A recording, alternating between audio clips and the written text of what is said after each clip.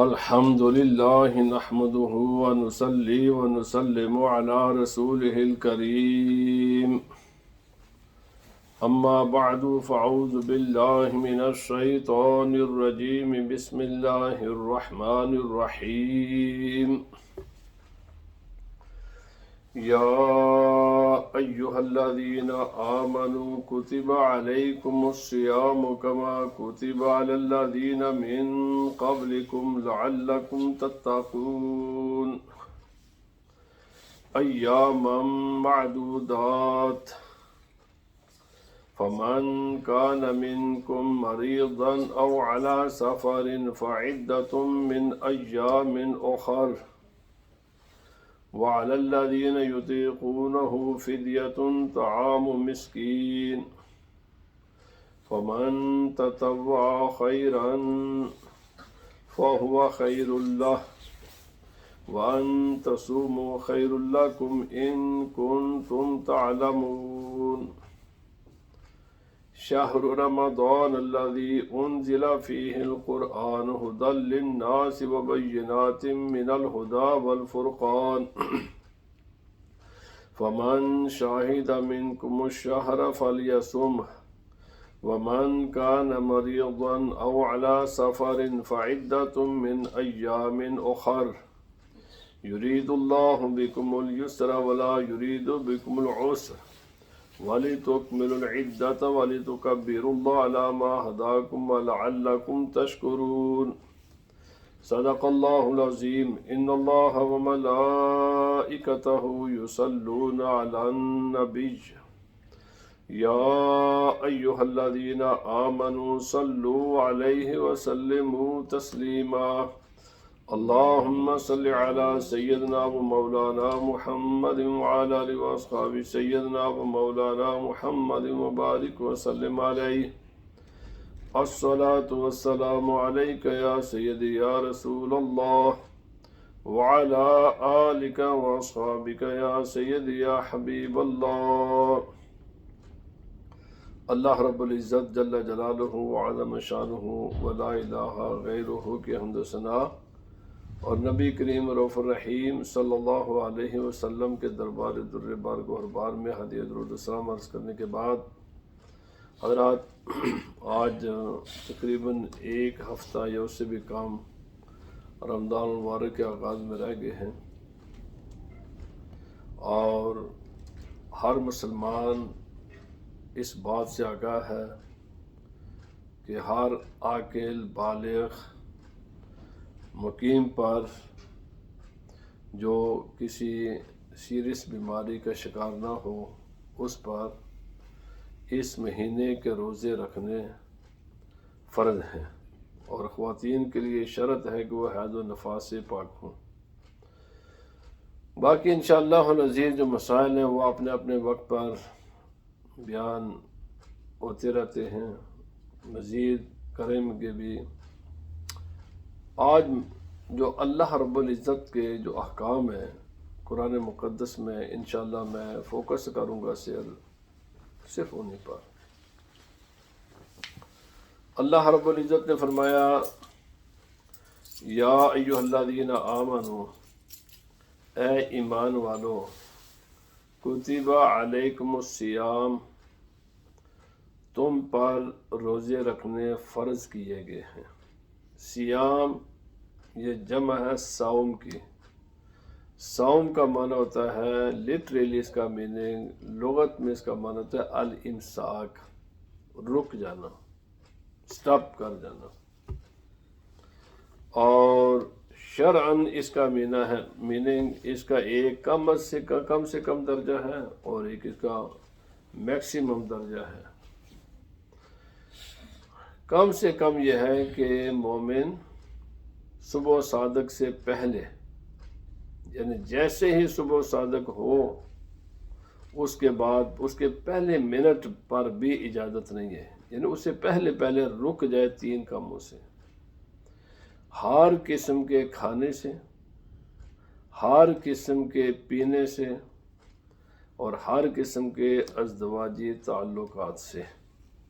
ان 3 کاموں سے اللہ کی رضا کے لیے رکنا اور اس کو کیری آن رکھنا، کب تک؟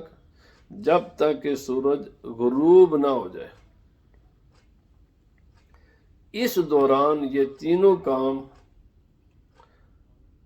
یہ حرام ہیں کسی بھی مومن کے لیے۔ جو میں نے کنڈیشنیں بیان کی ہیں، جو ان کنڈیشنز کو پورا کرتا ہو اس کے لیے نہ کھانے کی اجازت ہے۔ جو رزق عام دنوں میں حلال تھا وہ حرام ہو گیا، جو مشروبات عام دنوں میں جائز تھے وہ ناجائز ہو گئے، جو ازدواجی تعلقات عام دنوں میں جائز تھے وہ ناجائز ہو جاتے ہیں۔ یہ اس کا نام ہماری شریعت میں روزہ ہے، صوم ہے۔ روزہ ہم کہتے ہیں اردو میں، پنجابی میں، میرپوری میں، اور صوم کہتے ہیں عربی میں۔ اور قرآن حکیم نے روزے کے سب مسائل، سب کچھ بس صرف اسی جگہ پر بیان فرمائے ہیں۔ باقی جو عبادات ہیں، مثلا نماز ہے اور زکوٰۃ ہے اور روزے ہیں، حج ہے، ان کے مسائل مختلف سپاروں میں ہیں۔ کوئی مسئلہ کسی سپارے میں ہے، کوئی مسئلہ کسی صورت میں ہے، کوئی مسئلہ کسی صورت میں ہے، لیکن روزے کے مسائل سب کے سب سورہ بقرہ کی انہی آیات میں ہیں۔ باقی پورے قرآن پاک میں کہیں بھی روزوں کا ذکر نہیں ہے۔ بہرحال اللہ پاک نے فرمایا کہ تم پر روزے فرض کیے گئے ہیں۔ یہ تھا منیمم، ایٹ لیسٹ ریکوائرمنٹ جو ہر مسلمان کو، ہر کلمہ گو کو پوری کرنی پڑتی ہے۔ ایک ہے اس کا اگلا سٹیپ، وہ یہ ہے کہ انسان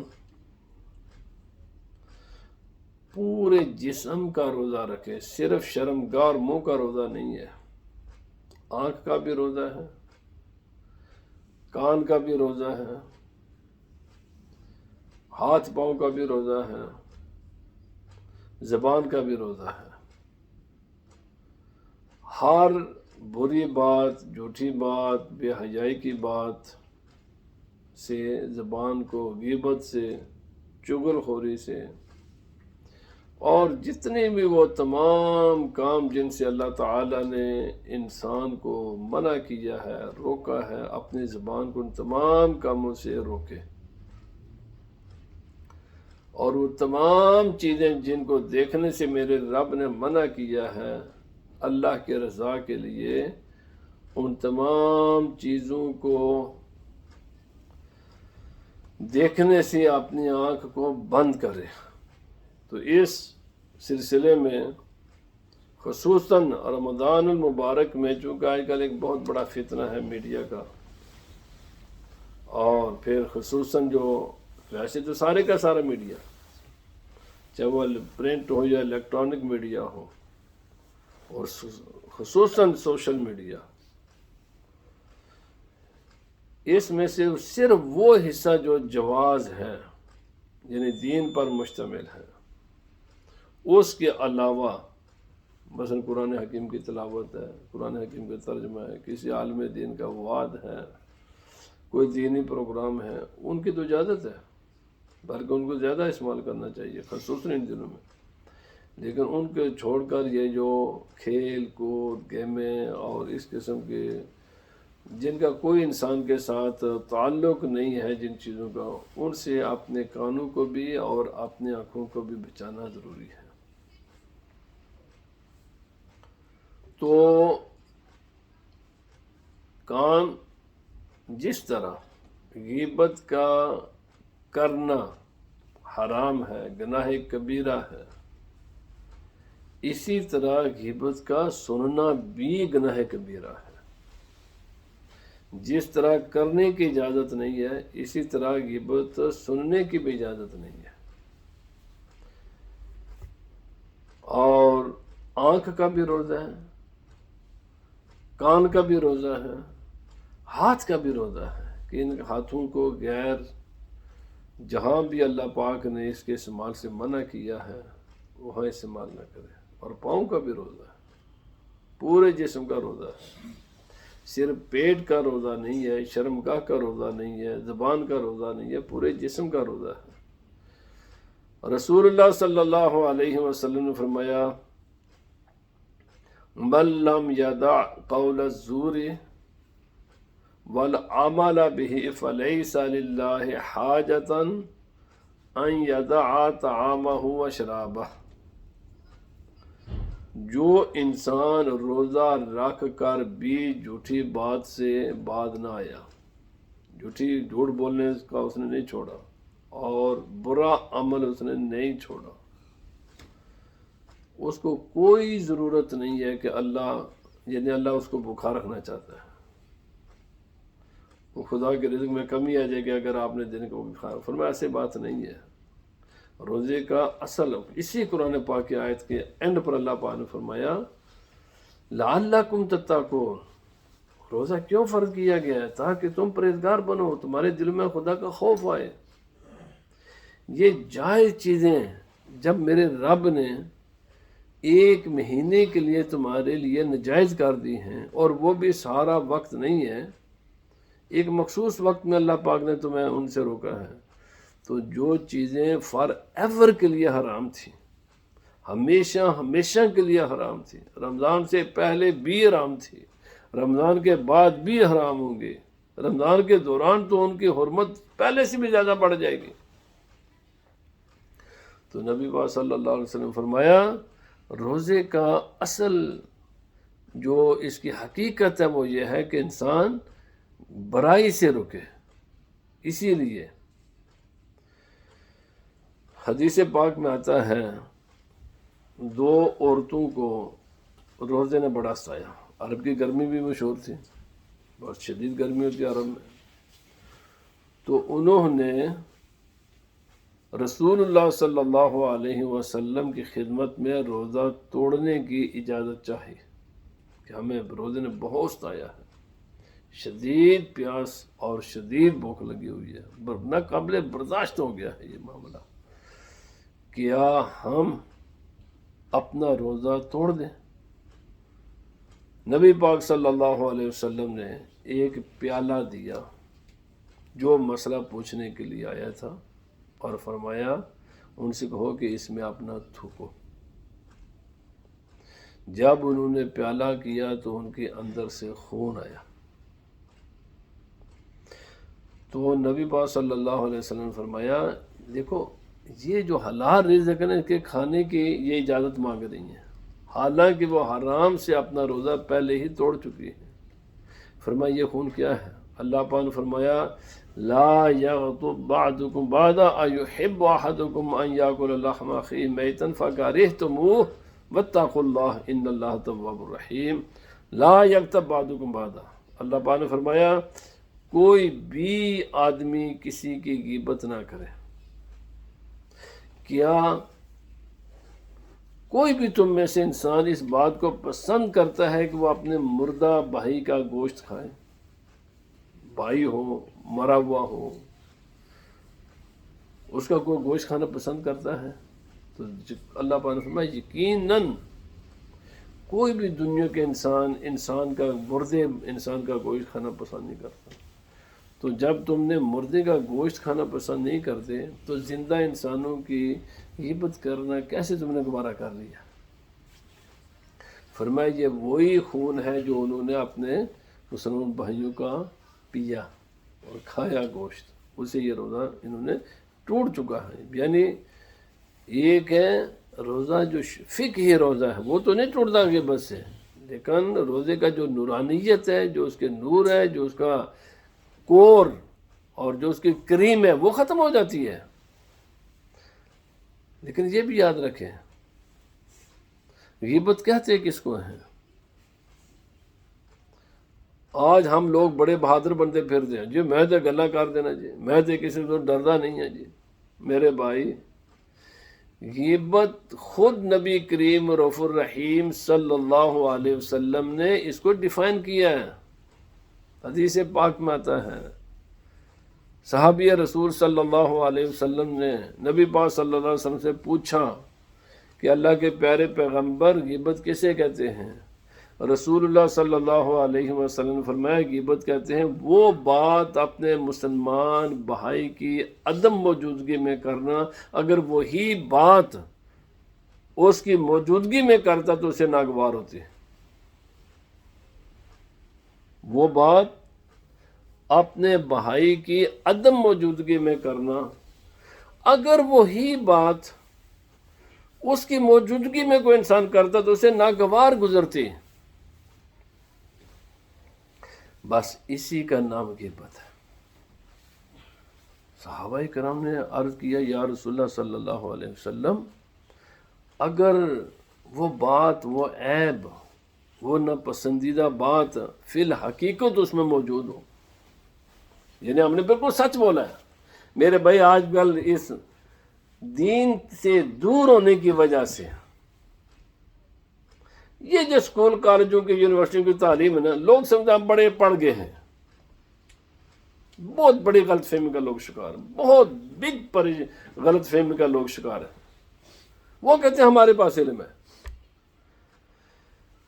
یہ تمہیں جاب کرنے کے لیے تو تمہارے پاس سکل ہے، علم نہیں بھائی، علم اور چیز ہے۔ سکل ہو سکتی ہے، میں اس کا انکار نہیں کرتا، سکل ہو سکتی ہے، علم نہیں ہے۔ علم بالکل ایک اور چیز ہے۔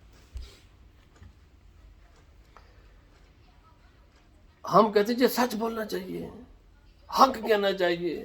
میرے بھائی آپ غور نہیں کرتے، ہر حق بیان کرنے کے لیے نہیں ہوتا،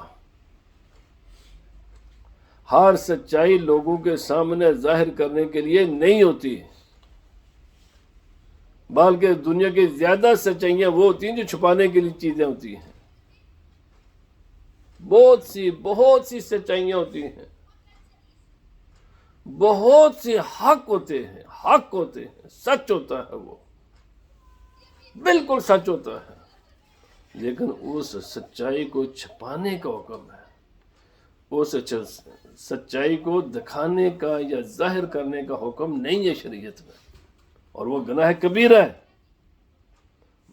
بڑے بڑے سچ ہیں کہ جن کو ایکسپوز کرنا گناہ کبیرہ ہے، بگ گناہ ہے، کسی شکل میں اس کی اجازت نہیں ہے۔ میں آپ کو چند ایک مثالیں عرض کر کے، میں اس لیے کہ یہ جو ایک ہمارے ذہن میں نا ایک خناس، ہم بڑے بہادر ہیں، ہم تو بڑا سچ بولتے ہیں، ہم تو جناب ہر سچ بات کر دیتے ہیں۔ میں آپ کو چند ایک مثالیں دے دیتا ہوں۔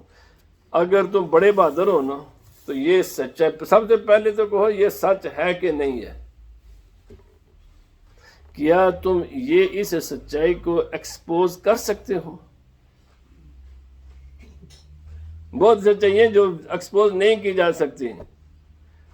تیرے اپنے جسم کے کئی پارٹس ہیں، سچ ہے، تیرے اپنے جسم کے ساتھ لگے ہوئے ہیں۔ کیا تم اپنے جسم کے ہر پارٹ کو کسی کو دکھا سکتے ہو؟ یہ دکھانے کی اجازت بھی ہے، تو سچائی تو ہے، 100% سچائی ہے۔ دوسرے کا تو شک ہے یا نہیں شک، تیرے اپنے پارٹ کا تو تجھے یقین ہے نا کہ بالکل میرے جسم میں یہ پارٹس ہیں۔ آپ اپنے جسم کے ہر پارٹس کو نہیں دکھا سکتے ہیں۔ مر جائے انسان، مردے کو بھی دکھانے کی اجازت نہیں، مردے کے پارٹ بھی نہیں کوئی انسان دیکھ سکتا۔ بڑے سخت احکام ہے۔ روزانہ ہم ٹوائلٹ میں جاتے ہیں، یہ ایک سچائی ہے۔ دروازہ بند کرتے ہیں، جب دروازہ کھلے رکھ کر جاتے ہیں، اندر بند کر کے جاتے ہیں، سچائی ہے۔ اس سچائی کو چھپانے کا حکم ہے، اور دنیا کی ہر قوم اس سچائی کو چھپاتی ہے۔ اس لیے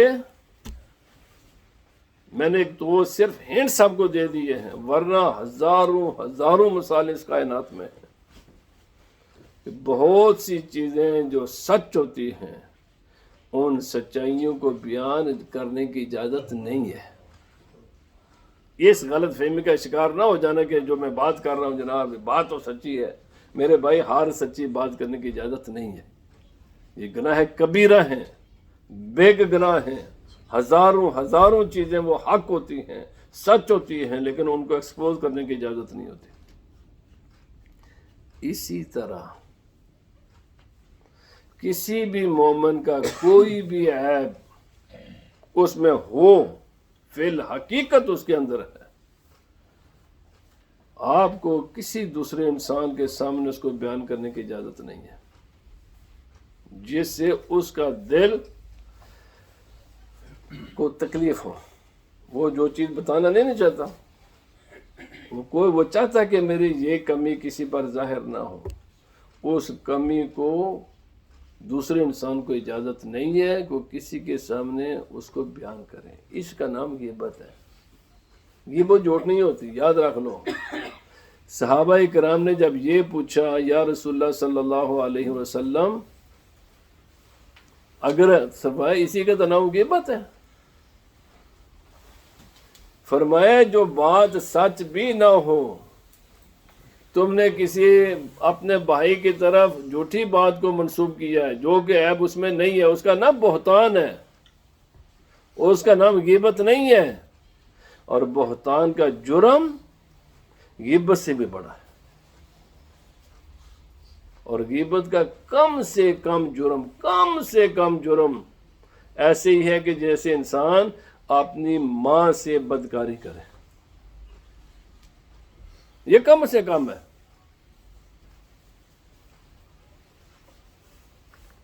پھر کوئی انسان پسند کرتا ہے، تو اس لیے مومن کی عزت اتنی بڑی چیز ہے۔ حدیث پاک میں آتا ہے، نبی پاک صلی اللہ علیہ وسلم نے خانہ کعبہ کی طرف مخاطب کیا، خانہ کعبہ کو فرمایا خانہ کعبہ تو اللہ کا گھر ہے، بڑی مقدس جگہ ہے، اس زمین پر کتنی مقدس جگہ ہے خانہ کعبہ، کتنی حرمت والی جگہ ہے۔ فرمایا لیکن ایک کائنات میں وہ بھی ہیں کہ جن کی عزت تجھ سے بھی زیادہ ہے، جب تجھے گرانے کی اور تیری بھی حرمتی کرنے کی میرے رب نے کسی کو اجازت نہیں دی، فرمایا تجھ سے زیادہ عزت میرے امتی کلمہ پڑھنے والے مسلمان کی ہے، جس کی عزت تجھ سے بھی زیادہ ہے۔ میرے بھائی، اس لیے روزہ صرف کھانے پینے سے رکنے کا نام نہیں ہے، ان تمام چیزوں سے ہم جب پڑھتے ہیں نا جی کہ بزنس میں ایکسچینج صرف اس صورت میں ہو سکتا ہے جب دونوں فریق راضی ہوں، اسی طرح نکاح میں، نکاح صرف اسی شکل میں ہوتا ہے دونوں میاں بیوی لڑکا لڑکے راضی ہوں۔ اب فقہا نے اس کو ڈیفائن بھی کیا ہے، ضروری نہیں ہے کہ کوئی انسان اپنے ڈس اپوائنٹمنٹ اور اپنے ناراضگی کو اظہار کرے۔ فرمایا جو رضا دین میں مطلوب ہے نا، اسلام کہتا ہے کہ یہ سارے کام رضامندی سے ہو سکتے ہیں، فرمایا صرف اگر کسی کے دل میں اس کے خلاف خیال بھی پیدا ہو جائے نا، وہ اس کا دل ادھر مائل نہیں ہوا، اسی کا نام ناراضگی ہے، اور دل دوسری طرف مائل ہو جائے تو اسی کا نام ناراضگی ہے۔ خواہ مخواہ نہیں کہ تیرنا لڑائی گئے تو خواہ مخواہ بندہ ہونا کہ اور تیرا دل خوش ہوگا، ہم تو جب تک یہ کام نہ کر لیں کسی کو آخری ڈگری پر ناراض نہ کر لیں، ہمارا دل سکون ان والے تکلیف ہوئی کوئی نہیں۔ میرے بھائی، اگر جو اس کے چہرے پر کوئی آثار نہ بھی آئیں، صرف دل سے وہ محسوس کرے کہ یہ بات غلط ہے، میرے خلاف ہے، اس کی بھی اجازت نہیں ہے۔ اور ٹرانزیکشن میں بھی یہی مسئلہ ہے، دل سے محسوس کرے کہ یہ زبردستی میری چیز مجھ سے لے رہا ہے، وہ ٹرانزیکشن نہیں ہو سکتی۔ فقہ کی کتابوں میں ڈیفائن ہے رضامندی کا، کہتے کس کو ہے۔ اسی طرح رشتوں کا مسئلہ ہے، پوچھ لیا کریں اپنے بچے سے، پوچھا کریں، رضامندی کی ڈیفینیشن ہے۔ اللہ پاک ہمیں عمل کی توفیق عطا فرمائے۔ اس لیے روزہ یہ نہیں ہے، نہ غیبت یہ نہیں ہے کہ خواہ محضر تیش دوا کے تو غصے دے آخری ڈگری پر لے کے جاؤ کہ نہیں ہون میں غلط کی تو میرے بھائی اسی لیے علماء فرماتے ہیں، بلکہ نبی پاک صلی اللہ علیہ وسلم نے فرمایا من سمتا فنجا، کما قال رسول اللہ صلی اللہ علیہ وسلم، فرمایا سب سے بہترین اگر زیادہ علم نہیں ہے نا تو فرمایا خاموشی اختیار کرو۔ سب سے بہترین چیز یہ ہے کہ انسان اپنی زبان کو بند رکھے، کنٹرول میں رکھے۔ اور یا تو پھر تفصیلات ہیں نا، دین میں اب تمام چیزوں کی تفصیلات ہیں، جن لوگوں کو تفصیلات کے علم ہے وہ تو سمجھ کر استعمال کریں گے نا اس کو، لیکن اگر کسی انسان کے پاس تو کسی چیز کی تفصیلی علم ہے ہی نہیں ہے، کیا میں بات کر سکتا ہوں کیا بات نہیں کر سکتا، تو اس کے لیے سیف، اس کے لیے یہی راستہ ہے کہ وہ خاموش رہے اپنے، اور خصوصاً حقوق العباد میں، اپنے بہن بھائی رشتہ دار پڑوسی باقی معاملات میں، سب کے معاملات میں خاموشی اختیار کرے۔ دس از دا سیفسٹ وے ہے، ورنہ یہ مسئلہ بہت سخت ہے۔ ابھی میں نے تو نبی پاک صلی اللہ علیہ وسلم فرمایا من لم یدع قول الزور والعمل به فلیس للہ حاجۃ ان یدع طعامہ وشرابہ، جو جھوٹ بولنا اور جھوٹی بات اور جھوٹی باتوں پر عمل کرنا نہیں چھوڑتا، اس کے روزے کا اللہ کو کوئی حاجت نہیں ہے۔ روزہ آپ کی تربیت ہے، آپ کو سکھاتا ہے کچھ۔ بس آخری بار وقت ہو گیا ہے، میں نے چند بڑے اہم اعلانات بھی کرنے ہیں، تو اس لیے رمضان شریف آ رہا ہے۔ الحمدللہ میں نے رمضان شریف سے پہلے ہی فقہی مسائل، میں ہر روز میسج بھیج دیتا ہوں، بھائی رمضان شروع ہونے سے پہلے یہ مسائل پڑھ لو، انگلش میں بھی اردو میں بھی۔ باقی علماء بھی اپنے اپنے ہمت کے مطابق یہ کام کر رہے ہیں۔ تو اس کے علاوہ جو چیزیں ضروری ہیں انشاءاللہ وہ بھی ہم بیان کر رہے ہیں، تو باقی آپ ہمارے لیے دعا کیا کریں، ہم آپ کے لیے دعا گو ہیں کہ اللہ پاک ہمیں بھی جو بیان کرتے ہیں ہمیں اس پر اللہ تعالیٰ عمل کی توفیق عطا فرمائے، اور ہم آپ کے لیے دعا کریں کہ اللہ تعالیٰ جو ہم آپ کو بتائیں، جو آپ کو سنائیں، اللہ تعالیٰ تمہیں بھی اس پر عمل کی توفیق عطا فرمائے۔ آپ ہمارے لیے دعا کریں، رمضان کا مہینہ دعاؤں کا مہینہ ہے، اور انشاءاللہ ہم آپ کے لیے دعا کریں گے، اللہ پاک ہم سب کو نیکی کی راہ پر چلنے کی توفیق عطا فرمائے۔ وما علینا الا البلاغ۔